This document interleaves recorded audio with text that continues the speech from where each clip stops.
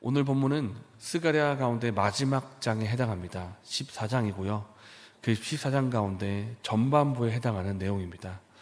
이 1절부터 11절까지는 크게 총 3가지 내용이 나와 있는데, 첫 번째는 예루살렘이 온 열방에서 침략을 당하게 된다라는 것이 첫 번째이고, 두 번째는 이 예루살렘 옆에 있는 감람산이 그들의 피난처가 되어준다, 백성들이 피할 수 있는 피난처가 되어준다라는 것이 두 번째이고, 세 번째는 장차 임하게 될 예루살렘에 임할 새 하늘과 새 땅의 평화를 말씀하고 있습니다.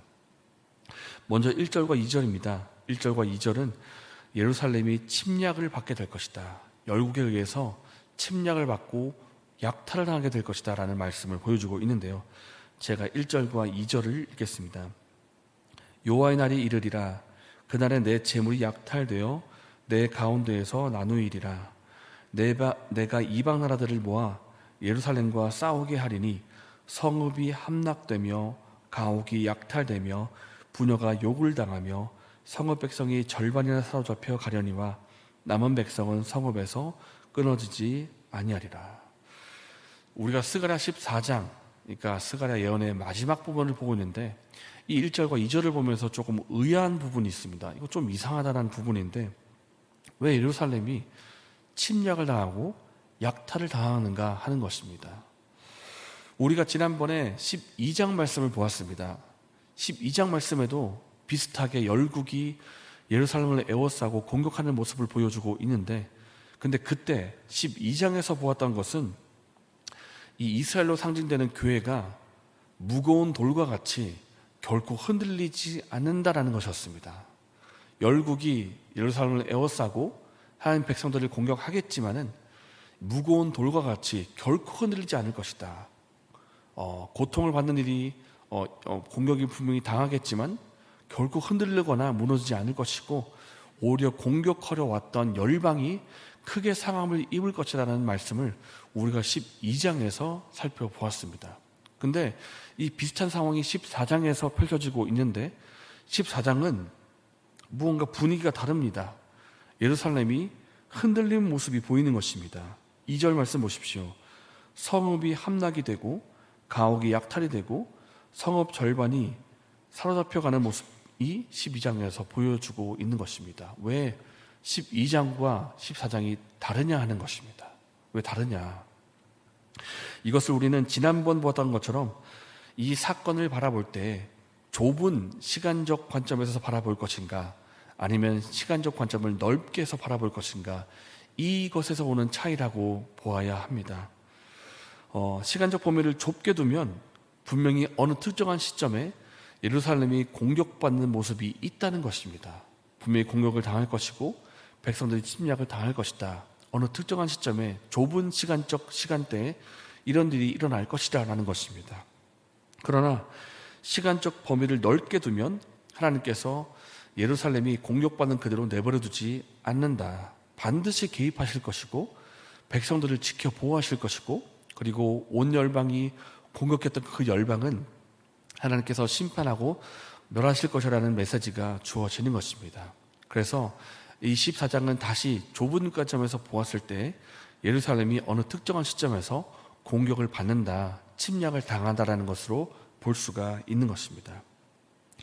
오늘 본문 1절과 2절에는 분명히 특정 시간대에 분명히 공격이 있을 것이라는 말씀입니다.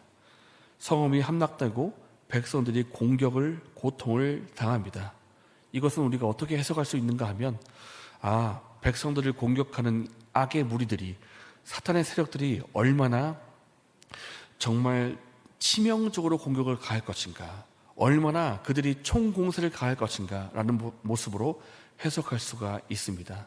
그러니까 악의 무리들이 솜방망이 같이 그냥 몇 번 두들기고 끝나는 것이 아니라는 것입니다. 할 수만 있으면 내가 어떻게 하면 백성들을 무너뜨릴 수가 있을까? 내가 어떻게 하면 교회를 공격할 수 있을까? 정말 총공세를 한다는 것을 우리가 기억할 필요가 있다는 것입니다. 우리가 예수님을 처음 믿을 때는 이런 생각을 했었을 것입니다. 예수님 믿으면 복 받는다 그랬으니까 무명장수하고 무탈하고 아무 일도 없이, 정말 아무 고통도 없이 아주 평탄한 삶을 살 것이다. 이런 생각을 한 번쯤 우리가 했을 것입니다. 그러나 어떻습니까? 예수님 믿으면서 정말 무탈한 일만 계속되었습니까? 우리가 경험적으로 알 수 있듯이 우리의 삶 속에 고난이 있고 고통이 있고 어려운 일들이 있습니다. 그러니까 성도의 삶에 성도가 이 땅을 살아가면서 고통받고 어려움 당하는 일이 있다는 것입니다. 때로는 하나님께서 우리는 지금은 다 알 수 없지만 하나님의 큰 계획과 뜻 가운데 허용하실 때도 있다는 것입니다. 왜냐하면 그 고난의 과정이 있어야 진짜 믿음을 가진 성도가 누군지를 알게 되고 우리 스스로도 깨닫게 되고 또 우리가 그 고난의 과정을 통과하면서 우리 마음 가운데 불순물이 있다면 제거가 되는 과정이 일어나게 되는 것이고 더 나아가서 지금보다 더 순도 높은 순수한 믿음의 성도로 더 나아갈 수가 있게 되기 때문입니다. 그렇기 때문에 하나님께서 크신 뜻 가운데 이 고난의 과정을 허락하실 때가 있다는 것을 기억할 필요가 있습니다. 그리고 또 기억할 것은 우리가 받는 고난은 분명히 고통스러운 일이 맞지만은 시작과 끝이 분명히 있고 때가 되면 하나님께서 개입하셔서 고난을 통과하고 승리로 이끄신다라는 사실을 우리가 꼭 기억하면 좋겠습니다. 고난 가운데 하나님께서 어떻게 개입하시는가 3절부터 5절까지가 말씀하고 있습니다. 먼저 3절입니다. 그때 여호와께서 나가사 이방 나라들을 치시되 이왕의 전쟁 날에 싸운 것 같이 하시리라. 하나님께서 우리를 고난 가운데 내던져 버리는 분이 아니라는 것입니다. 때가 되면 하나님께서 개입하시고 악의 무리들을 소멸하시고 도와주시고 피할 길을 주신다라는 것입니다. 4절과 5절이 그 피할 길을 보여주고 있는데 조금 독특한 상황이 펼쳐집니다. 예루살렘 성 근처에 감람산이 있는데 이 감람산이 갑자기 반으로 쪼개집니다. 쪼개져 가지고 동과 서로 나누어지고 그 나누어진 가운데 큰 골짜기가 형성이 됩니다. 그래서 백성들이 마치 지진을 피해서 도망가는 것처럼 이 극한 환난을 피해서 이 골짜기로 도망갈 수 있도록 감람산이 반으로 쪼개진다라는 말씀을 보여주고 있습니다. 신기하죠? 이렇게 정말 신기한 일이 벌어지는데 왜 갑자기 감람산이 반으로 쪼개지는가? 그 이유는 4절 앞부분에 하나님께서 그 감람산 위에 서 계시기 때문입니다. 도움의 손을 가지고 온 이 하나님께서 백성들이 피난할 수 있도록 피할 수 있도록 산을 쪼개신다라는 말씀입니다. 이것은 하나님께서 우리 인간으로서는 감히 상상할 수 없는 방법으로 피할 길을 주신다라는 말씀으로 우리가 볼 수가 있습니다. 하나님께서 구원의 길을 베푸시는데 우리로서는 감히 상상할 수 없는 놀라운 방법으로 피할 길을 주신다라는 것을 우리가 볼 수가 있습니다. 비록 1절과 2절에 백성들이 침략받고 핍박받는 일이 생길 수가 있겠지만은 하나님께서 개입하시고 자기 백성을 구원하시고 우리 사람으로서는 상상할 수 없는 놀라운 방법으로 피할 길을 주신다라는 것입니다. 그래서 우리 성도의 삶에 우리가 이 땅을 살아가면서 고난과 핍박이 있겠지만은 하나님께서 고난 중에 있는 우리와 함께 하시고 우리의 기도를 들어주시고 우리가 그 고난을 지나갈 수 있도록 도와준다는 것을 꼭 기억하면 좋겠습니다. 이것을 믿고 오늘 내게 주어진 고난과 핍박을 감당할 수 있는 저와 여러분 되시기를 예수님의 이름으로 축복합니다. 6절부터 마지막 11절까지는 장차 누리게 될 새 하늘과 새 땅에 대해서 말씀하고 있습니다. 6절을 보니까 이렇게 말씀합니다.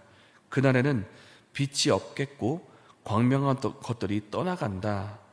그러니까 지금까지 우리가 살아가면서 빛을 밝혔던 것들, 태양과 달과 별들 이런 것들이 다 떠나갈 것이다. 그렇게 말씀하고 있습니다. 왜 기존에 빛을 내던 것들이 떠나갈까요? 더 이상 빛이 필요 없기 때문입니다. 하나님께서 완전한 영광과 빛을 비출 때가 있기 때문에 그때가 오기 때문에 그날이 오면 더 이상 빛이 필요가 없게 되는 것입니다. 7절도 이것을 말씀합니다. 여호와께서 아시는 한 날이 있으리니 낮도 아니고 밤도 아니라 어두워갈 때에 빛이 있으리로다. 우리가 조금 전 6절부터 7절을 보고 있는데 이거 어디서 우리가 한번 본 거지 않습니까? 우리가 요한계시록을 묵상할 때 한번 본 것입니다. 요한계시록 마지막 장인 22장 5절에 이렇게 말씀합니다. 다시 밤이 없겠고 등불과 햇빛이 쓸데없으니 이는 주 하나님이 그들에게 빛이심이라.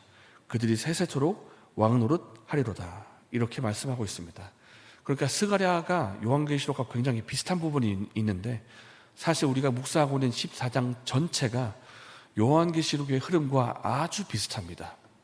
백성들이 열방에 의해서, 악의 세력에 의해서 핍박받는 것도 비슷하고, 하나님께서 개입하셔서 열국을 소멸하시고 백성들을 안전한 곳으로 인도하시는 것도 비슷하고, 나중에 새하늘과 새 땅이 임해서 영원한 은혜와 복락을 누리는 것도 비슷합니다.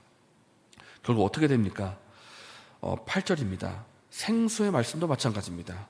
그날에 생수가 예루살렘에서 솟아나서 절반은 동해로 절반은 서해로 흐를 것이라. 여름에도 겨울에도 그러하리라. 이 말씀도 요한계시록과 흡사한데, 요한계시록에도 생명수가 끊임없이 흐르면서 백성들에게 생명을 공급하실 것이다, 이 말씀을 하고 있습니다. 결국 어떻게 됩니까? 9절을 보니까 여호와께서 천하의 왕이 되셔서 홀로 통치하시는 새하늘과 새 땅의 통치를 보여주고 있습니다. 이 14장 우리가 처음 볼 때는 백성들이 고통을 받고 있었습니다. 열방이 예루살렘을 에워쌌고 침략을 했고 백성들이 고통을 당했지만은 9절에 오니까 어떻습니까? 하나님께서 만왕의 왕으로 임하셔서 언제 공격받았느냐는 듯이 그 공격했던 열국들은 온데간데 없이 사라져 없어져 있습니다. 그리고 더 이상은 죄악도 없고 어둠도 없습니다. 그리고 눈물도 고통도 없습니다. 이것이 하나님께서 말씀하시는 새하늘과 새 땅입니다. 사랑하는 여러분, 우리가 지금 살고 있는 이 땅에는 고난과 고통이 있습니다. 뭔가 불합리한 것도 있고 억울한 것도 있고, 그래서 마치 이 땅에 악이 활개를 치고 있는 듯한 그런 모습을 우리가 보고 있는데, 우리의 삶에 고난이 있고 억울한 일이 있고 고통스러운 일, 때로는 우리가 스스로 짓는 죄악과 잘못 때문에 받게 되는 고난도 있습니다.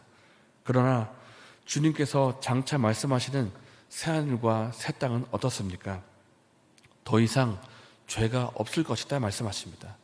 더 이상 악도 없고 어둠도 없을 것이다 말씀합니다. 그날에는 더 이상 고통도 없고 슬픔도 없고 눈물도 없을 것이고, 우리가 이 땅에서 흘렸던 눈물을 하나님께서 다 닦아주실 것이다, 이렇게 말씀하고 있습니다. 이제는 아픈 것이나 병든 것이나 죽는 것이 없을 것이라 말씀하십니다. 우리가 이 날을 믿음으로 바라보고 믿음 안에서 소망 가운데 거하시기를 바랍니다. 그래서 그날에는 더 이상 어둠고 그리고 죄도 악도 없을 것을 믿음으로 바라보면서 이 땅을 오늘 살아갈 때 믿음과 인내로 살아가시기를 바랍니다. 내 힘으로는 인내할 수가 없지만은 겸손과 순종의 본을 보이신 예수님께서 우리와 함께 하실 때 예수님의 은혜 가운데 인내할 수가 있습니다.